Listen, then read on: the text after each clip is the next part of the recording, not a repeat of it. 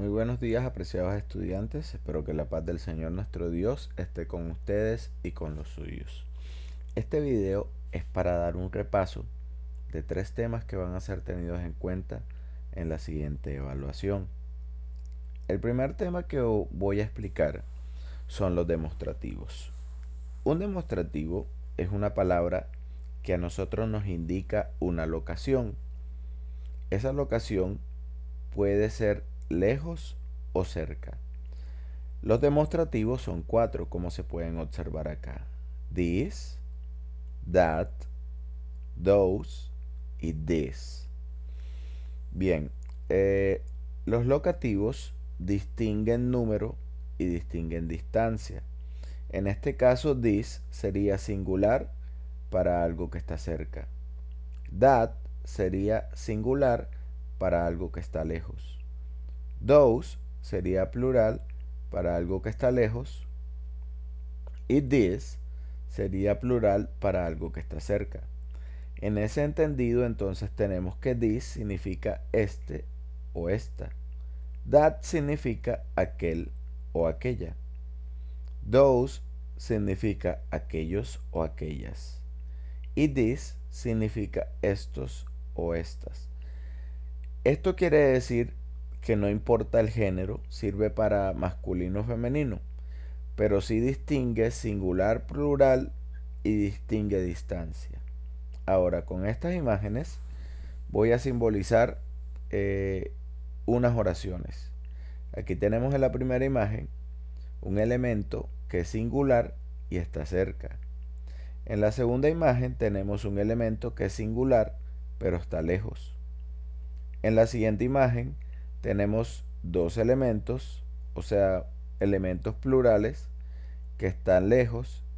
Y en la última imagen tenemos elementos plurales que están cerca. ¿Cómo quedarían estas oraciones? Por ejemplo, this is a ball. Esta es una pelota. Entonces tenemos aquí que es una oración en singular. ¿Por qué sé que está en singular? Simple y sencillamente porque utiliza un demostrativo singular y por ende el verbo to be es directamente proporcional a este demostrativo. Utilizamos también el artículo indefinido, el cual significa un o una, y el nombre, que es ball, está en singular, o sea, hay una hegemonía en cuanto a la singularidad. La siguiente oración, that is a ball, aquella es una pelota, tenemos que también trabaja singular y tiene todos los elementos que tiene la oración de arriba. Lo único diferente es el demostrativo, que es usado para un elemento singular que está lejos. En la tercera imagen y en la siguiente oración tenemos those are balls. Aquí cambian las cosas. ¿Por qué? Porque el demostrativo ya no es singular, sino que es plural. Sirve para algo que está para dos elementos o más que están lejos, y por ende el verbo to be es diferente, porque recuerden que el verbo to be siempre va a ser directamente proporcional al demostrativo, y el nombre se pluraliza para que haya una hegemonía en toda la oración y sea toda la oración con un aire de plural. La última oración es parecida a la antepenúltima, a la penúltima, perdón, porque también tiene el verbo to be pluralizado, el nombre pluralizado, sino que cambia el demostrativo. Este demostrativo, estas son pelotas. Aquí vemos que es para elementos plurales que están cerca. En cambio, acá arriba, those are balls, aquellas son pelotas. Tenemos que aquí son elementos plurales, pero que están lejos. Vamos entonces a la siguiente explicación. Tenemos aquí el have got y el has got. El verbo have es un verbo modal. Es un verbo que trabaja con 5 reglas básicas. Las 5 reglas básicas son las siguientes. El verbo have no necesita auxiliares ni para la negación ni para la interrogación. El verbo have no tiene forma ing, o sea que no se le puede colocar o cambiar a forma o conjugar a forma ing, ni tampoco el verbo que vaya después de have conjugarlo en ing. El verbo have no utiliza to infinitive. ¿Qué quiere decir? Que no se le puede colocar to delante de have ni después de este. El verbo have no se conjuga en tercera persona, pero aquí hay una excepción o sea, los verbos modales no se conjugan en tercera persona, pero aquí hay una excepción de la regla, porque el verbo have sí se conjuga en tercera persona en la forma de has got.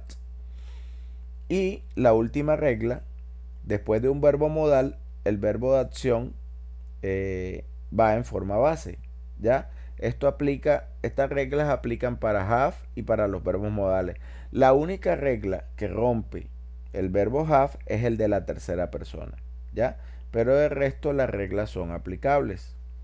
Ahora, el verbo have got o has got, aplica para el caso de la posesión, ¿ya? Entonces, cuando hablo de la posesión, estoy hablando de, por ejemplo, I have a new house. Tengo una nueva casa. She has a new car. Ella tiene un nuevo auto. Es el caso posesivo. Bien, aquí tenemos la conjugación del verbo have y has con los sujetos. Entonces aquí tenemos, miren, I have, obviamente después del have o has va el got, sino que en esta explicación se me olvidó colocarlo, pero va el got. Quedaría entonces I have got, you have got, he has got, she has got, it has got, we have got, they have got. ¿Ya? Entonces aquí tenemos que este sería la primera persona del singular, segunda persona del singular, tercera persona del singular, y aquí acaban los singulares. Luego viene la primera persona del plural y la tercera persona del plural. Ustedes se preguntarán, ay, ¿dónde está la segunda persona del plural? Recuerden que el you es tanto la segunda persona del singular como la segunda persona del plural. Ahora, hay unas contracciones. Lo mismo que digamos I've, you've, his, she's, it's, we've y they've es lo mismo que decir I have, you have, he has, she has, it has, we have and they have. Ahora, tenemos oraciones aquí afirmativas, negativas e interrogativas. En la oración afirmativa tenemos aquí I have got a house in Valledupar. Yo tengo una casa en Valledupar. Entonces tenemos primero el sujeto, el verbo have got, y a house in Valledupar sería el direct object o el complemento de objeto directo. Ahora, ¿qué pasaría si yo quisiera hacer esta oración en tercera persona? Quedaría she has got a house in Valledupar. Tendría que aplicar esto que está acá. En el caso de she has y obviamente acompañado por el complemento got.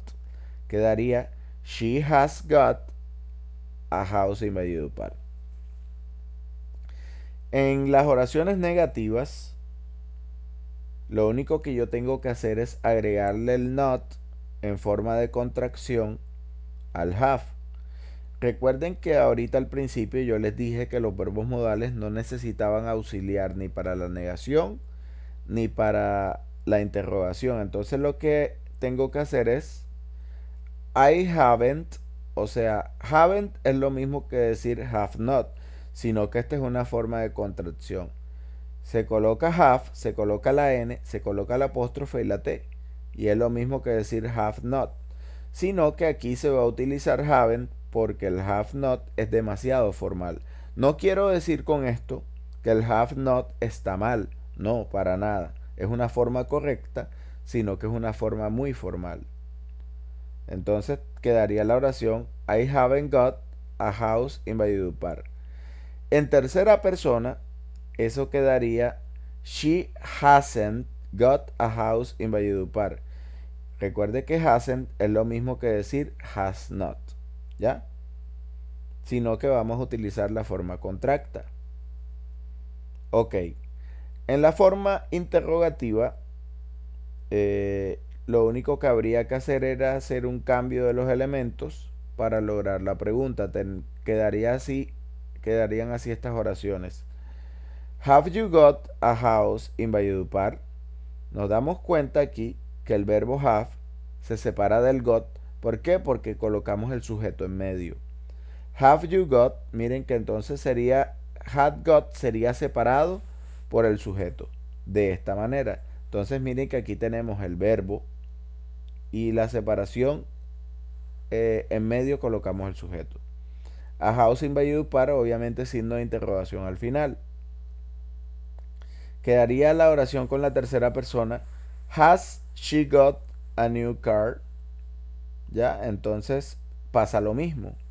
Sino que como está conjugado con tercera persona, cambiamos el verbo por has got. Entonces quedaría has she got a new car? Obviamente si hay preguntas, hay respuestas. Tenemos aquí las respuestas cortas. Yes, I have. No, I haven't. Recuerde que cuando le preguntan a usted en segunda persona, usted debe responder en primera persona. Por eso está respondido aquí en primera persona. Yes, I have. Aquí no se coloca el got. En la respuesta corta no se coloca el got. No, I haven't.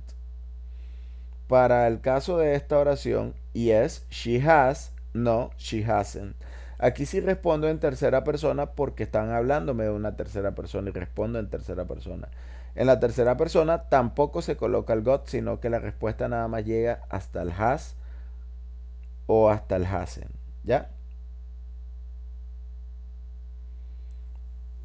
El último tema que tengo para explicar sería cómo convertir singulares en plurales.